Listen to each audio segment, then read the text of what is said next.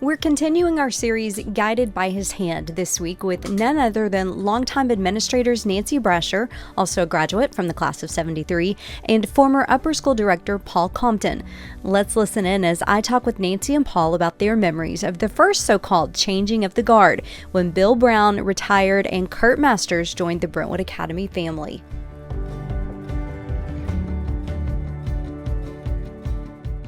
So we've been in the midst of this podcast series called Guided by His Hand, where we're really taking a special look back at some of the people and the events, the things that have impacted Brentwood Academy culture. And when I think about people who've impacted students, faculty, parents, the BA community, I mean, the two of you are right at the top of the list. Paul Compton and Nancy Brasher are with us today, and it's so wonderful just to get to sit here with you guys and hear about all the fun things happening in retired life.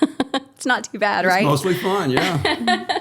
I love that you guys are still very involved, and at the a simple phone call of, hey, would you guys come and share with us? You were glad to. So thank you so much for that. I want to go back to learn a little bit about the days of, let's start with you, Paul, of when you came to BA and what you remember about those days and being hired here. Did you first come as a baseball coach? Yes, that was one of the things I was doing. I did coach baseball for my first 18 years at Brentwood Academy, but it was obviously very different. The community was very different. There was one building basically in a gym, and things changed a lot. My hiring process was actually over a period of several weeks, and I don't know, I guess it took them a while to be convinced that it would be a good idea. But, anyway, it was a lot different. Yeah. What did you teach at the time? Taught science in the middle school.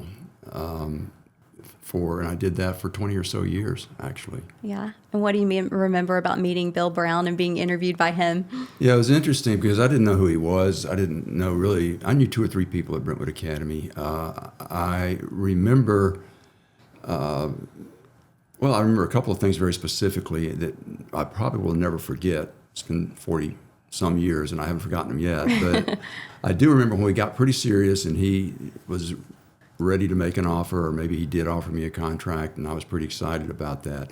One thing he told me was, your transcript's really not very good. We're just counting on your ability to relate to kids. And I appreciated the candor, although I didn't think my transcript was that bad. It was certainly better the last 2 years than it was the 2 before that. Were you right out of college? No, I had actually taught a couple of years down Okay. the road.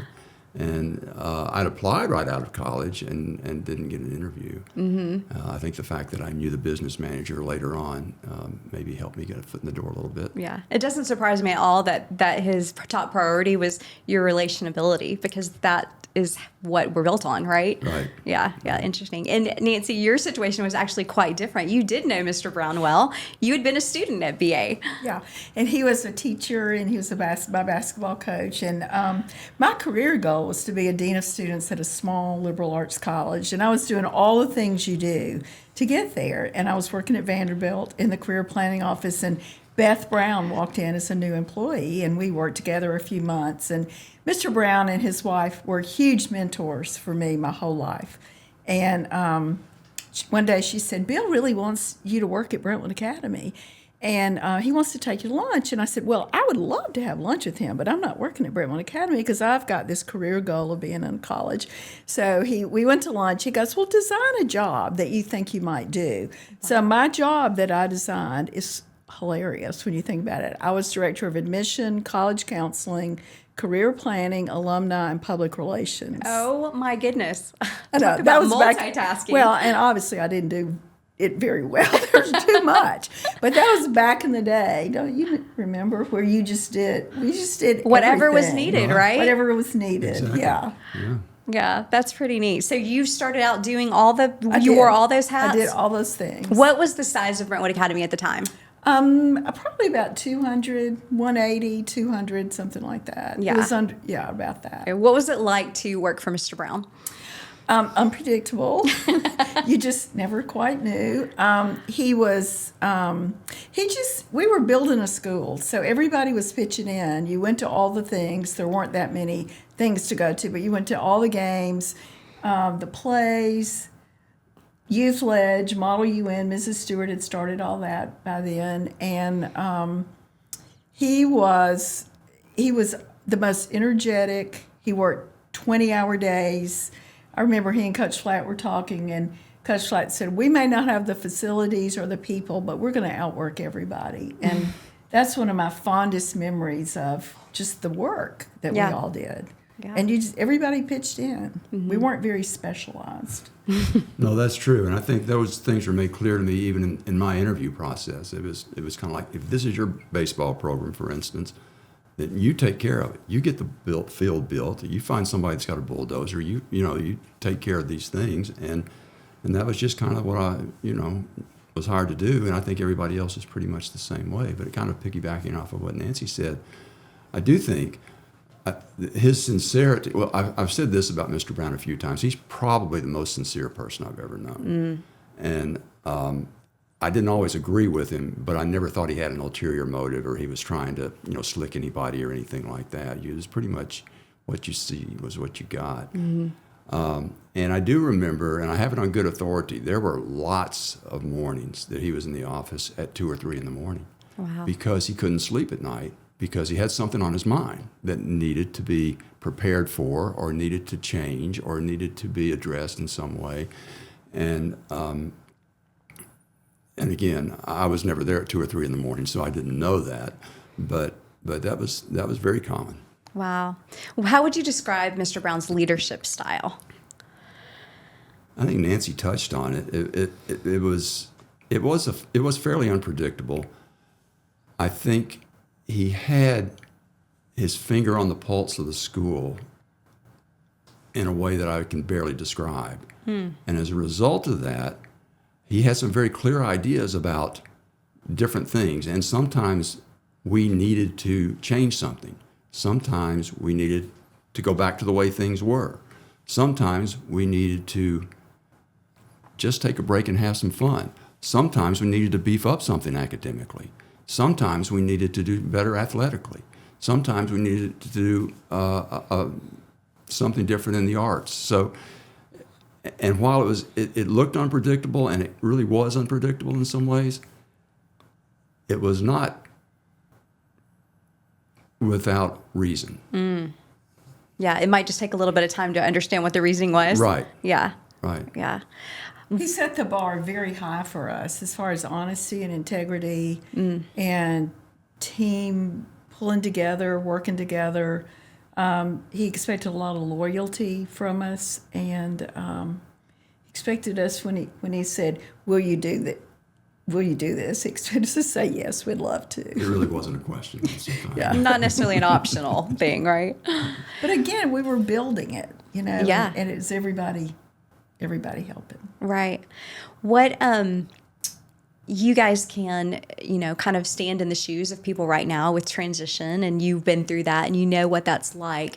What do you remember about when, and I don't know how the news came to be, if he called faculty together and said, I want to announce my retirement, or like how the news got out? I'd love to know what you remember about that and kind of what those days felt like, because there's a little bit of uncertainty involved anytime there's a leadership change, of course. So what do you remember about being at this stage? For example, when Mr. Masters announced his retirement, what do you remember about Mr. Brown doing so? I remember he announced it 2 years before he retired, and I remember crying and Really? thinking, how can we go? How can we be Brentwood Academy without the Browns leading us? And it took a while for us to really think we're gonna go to the next phase.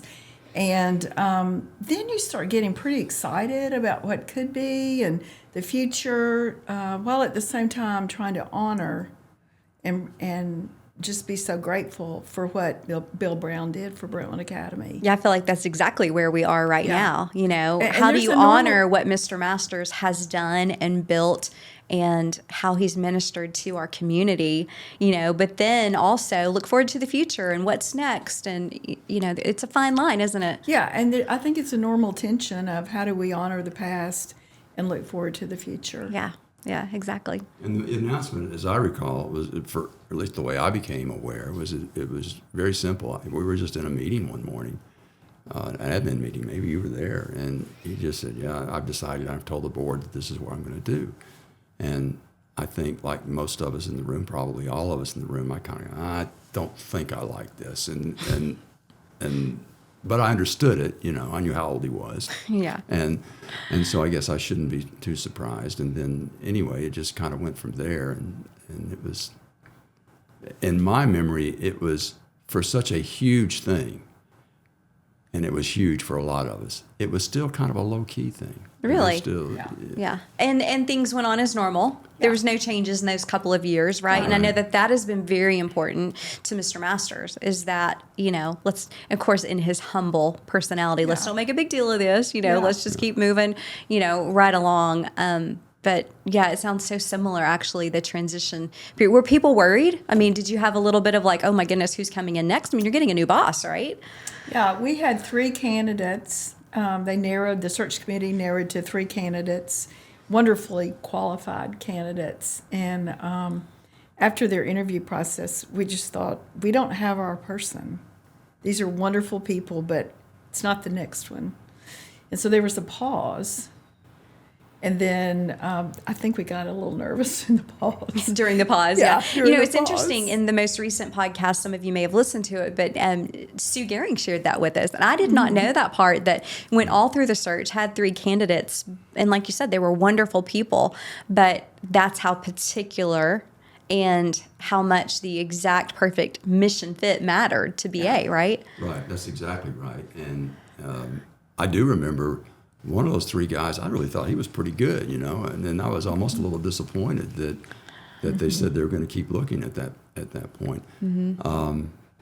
But again, it felt pretty comfortable to me, and maybe it was part of my personal context because I was going through a lot of change in my life at that time. I mean, that was the same year that I'd gotten remarried after being widowed for 5.5 years.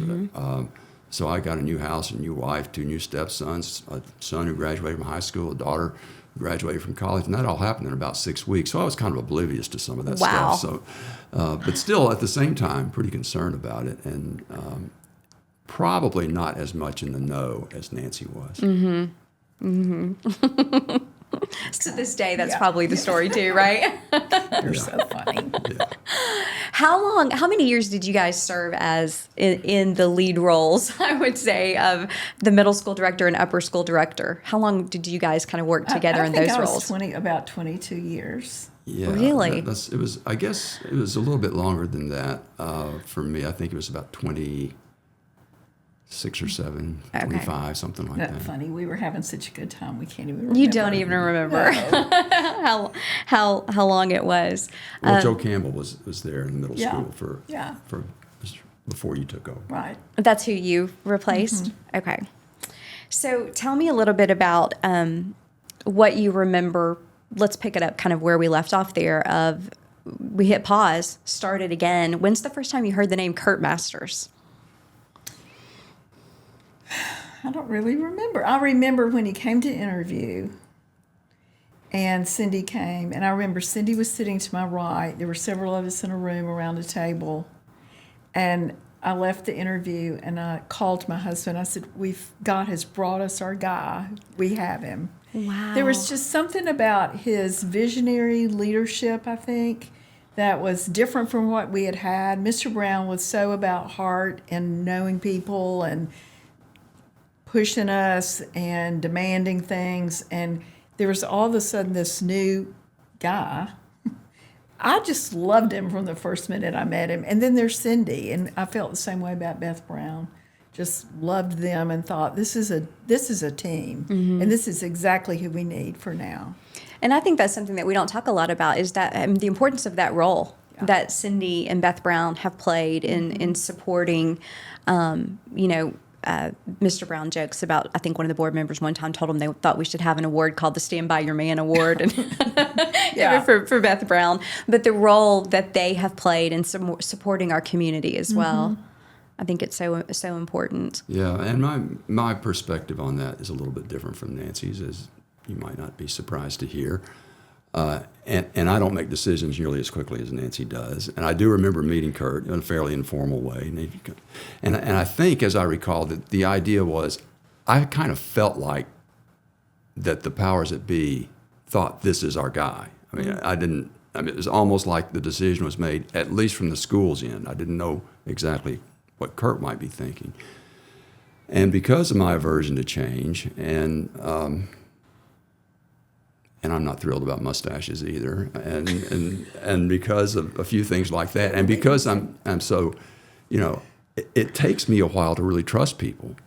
So I remember the meeting being very pleasant, very cordial. He was an impressive guy, intelligent, articulate guy, and no red flags. It just takes me a while. You just didn't walk away going, "This is our guy." Yeah. You didn't call someone the way Nancy did and say, "We found him." I did not. So what was the turning point for you? It was just gradual. It was just getting to know him over time. I don't think there was any specific, event or conversation or anything like that. It just, once you get to know people, you either develop trust or you don't. Yeah. Yeah. And he proved himself to be trustworthy, right? For sure. Yeah, for sure. What do you remember about the transition? The literal passing of the baton. Tell me that story. So there was an assembly on a Sunday afternoon, I think, Sounds right. in the theater. And Mr. Brown gave Kurt some items, one being a baton from track. Said, "I'm passing this to you." Right, and that was it. And by that time, obviously it was a done deal, and it was kind of a formality, and that sort of thing. So it was. I think by that time, people were getting pretty excited about what was going to happen next. And Kurt flew in a lot of weekends. I think he Sure. came to admission day in February and was introduced, Right. and he was part of the faculty leadership and all. And I think we had a play that weekend, a musical. He came to that, and so we were seeing him a lot. And he continued to fly in and out Right. from Miami. Right. He finished his job in Miami and moved here in July. And I remember it's when you and Sarah married. Right.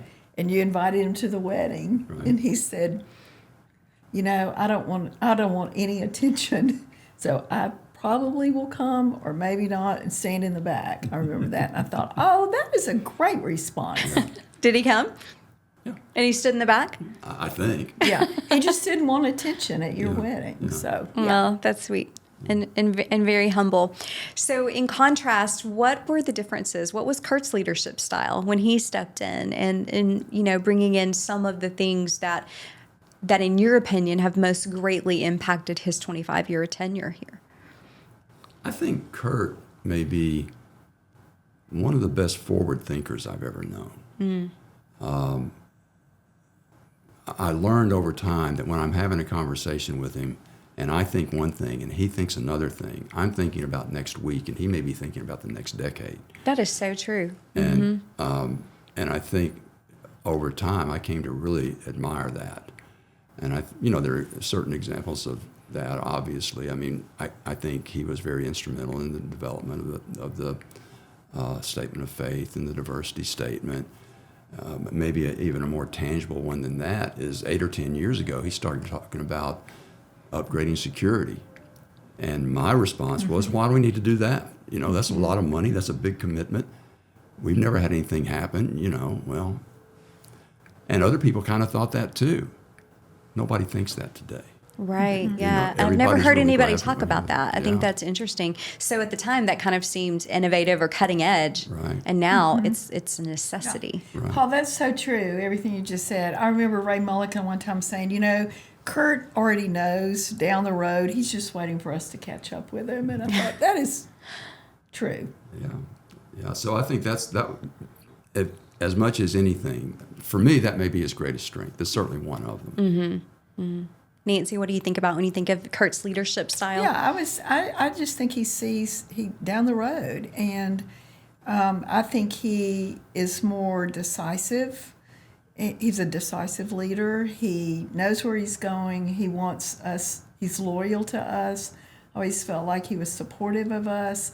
I feel like we could go in and talk to him about things, and he would change his mind sometimes. Yeah, very fair. Yeah, I very feel like fair. when you wanted Yes. to talk about, something that maybe there was a difference of opinion on, and you really feel heard. Yeah, You know? you do. And I think sometimes people don't see he's got a unique sense of humor, and we enjoyed working with him. For sure.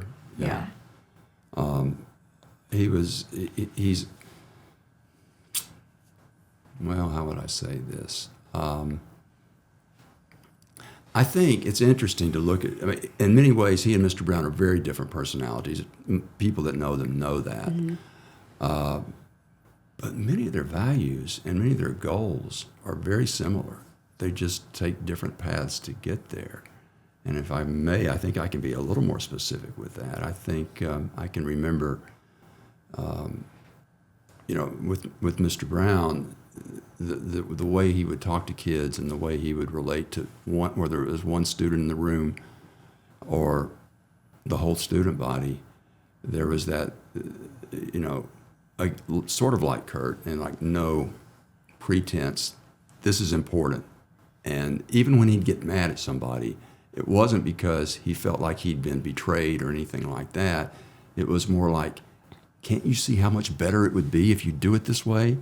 And that played into a little bit of that, maybe not quite knowing what was going to happen next. Kurt, on the other hand, also I'd say this, I'm backing up a minute, but also Mr. Brown, you didn't get a lot of oh yes or great days or things What a great day at VA every you didn't day. get a lot of that stuff. but and obviously Kurt was different in that way.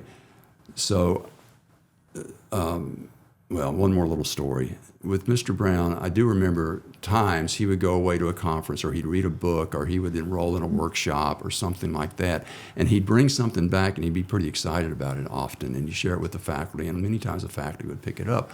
One of those things that I remember was a little, I want to use the word slogan, but that kind of trivializes it. It was a little statement that he came back with that was something like, the essence of a place is how we treat each other. Now, that may not be an exact quote. And people picked up on that. Some teachers even, made a little sign, put it in their room and that sort of thing. Fast forward a couple of decades, and Kurt's, dozens of times talked to faculty, talked to students, and explained to them how the person next to you or the student in your class or the person who has a locker next to you, his or her day is going to be affected by you a lot more than about me. Well, those are largely the same thing. It's just a different approach to getting there. Right. And I think probably those things help with transition a little bit. Yeah. I really appreciate both of them I felt like humble and kind and honored each other. Mr. Brown is always free to go in and out of board meetings, admission interviews, classrooms. Kurt always extended that invitation and honored the Brown family, and I always appreciated that. Even after having been here 24, 25 years, he's still honoring the Brown family. And likewise, Mr. Brown is so supportive of Kurt, and we watched really an unbelievable transition from a founding head of school to the second one. That doesn't always happen like that. And we were on the front row watching it. And now you're going to see Now we're going to see the third one. Yeah. Which is, I just think, amazing in itself that we're only talking about the third since the school's foundation of 1969. Right. Like that's pretty rare and pretty special. Pretty unheard of. What are your words of, I guess, wisdom, having been there, to families or even some of our faculty and staff members that are a little worried about the what's next? I mean, you wouldn't be human if you weren't, curious, and that position matters to so many people in different ways. But what is the words of, I guess, comfort for families and faculty, staff, everyone that's involved in who's next? I would say it's be patient, be persevering, be strong. Don't talk about it a lot, because whoever comes in has got to make his or her own mark and have his or her own influence. And sometimes that takes time. Like Paul was saying, just building the trust, the working relationship with the person, get to know the personality. And you have to just bathe it in prayer and be very patient. Yeah, I agree. I don't know how much I have to add to that, but I do think I will add one thing, and that is change is inevitable. It's going to happen. Things will be different in a few years. And And I might think they're better, or I might think they're worse, but somebody else is going to see it differently. But the other thing that I think both of these men have had in common is it's the Lord's school. It's His institution, and He'll take care of it. He'll do with it what he needs to do with it. And so step back and relax. And if things don't happen as fast as you want them to happen, relax. If things happen too fast for you, relax. I mean, there are probably people out there that are at some level thinking, well, I hope this next person does X, Y, Z. And then there are probably other people out there thinking, well, I hope this person remembers where we came from and, what the past is. Mm-hmm. I'm confident that both will be true. Mm-hmm. I remember when Kurt came and he had a million ideas, and he would tell you all of his ideas, a lot of his ideas, and I was like, Paul, is he going to change everything that we're doing? And that's where I wish I had been more patient, and he's just thinking out loud. He's testing. He's throwing ideas out there to see how we respond. And I remember he came to my office one time, and he goes, you seem a little upset about what I just said. I said, well, I am. I mean, do you have to change everything this first year? Can some things not wait till year 3 or 5 or maybe not at all? He goes, thank you for that. Yes, I'm going to just really be patient and exercise some patience myself. He was waiting for us to catch up with him. Wow. Yeah, that's pretty awesome. So this whole series is called Guided by His Hand, and I know that we all have our own stories of how we have seen God's hand on Brentwood Academy, and I just kind of wanted to end it with your thoughts and words on how you see God's hand even in this. And I think, Paul, you just said it so well in that God knows who the third head of school is for Brentwood Academy, and we do need to rest in that, the piece of that for sure. And remember that all of this is guided by Him. But any parting words? Well, I'm still going to flash back one more time, I guess. I can remember Kurt repeatedly when, I can remember hearing him pray repeatedly a phrase, enlarge our vision. I'm not sure I've ever heard anybody pray that before, but he did it repeatedly. And I think that the way I took that was, again, it's your school. Help us see what you have in mind for it. And then dozens of conversations also with Mr. Brown and others about, back in the old days, how it's a good thing he's here because we'd have blown this up a long time ago if he wasn't, in control of this. And so again, it shows how two people with very different personalities and very different approaches to leadership have very similar core values. Mm-hmm. Nancy? Yeah. Well, along the lines of prayer, Kurt would pray a lot, increase our faith. And I think that was perfect for me. And just, that's what I needed. He knew that, and he needed that. And it was like, increase our faith in you, Lord. Don't let us just trust in ourselves, horses and chariots, but really increase our faith and help us to trust you more and more for the future and not be worried and not be anxious about those things. But no, it is his school. He is at work in the lives of people every day, all day long. And that's comforting to me to know that I'm not in charge. The search committee's not in charge. And while they are working really hard, and we so appreciate all that they're doing, God is going to bring us the next person. Mm-hmm. Absolutely. Thank you both. This has been a lovely conversation, and anytime I get to spend time with y'all, that's an honor and a privilege. Two of my favorites, so thank y'all so much. We appreciate it. Thank you. Thanks for the invitation. You're very kind.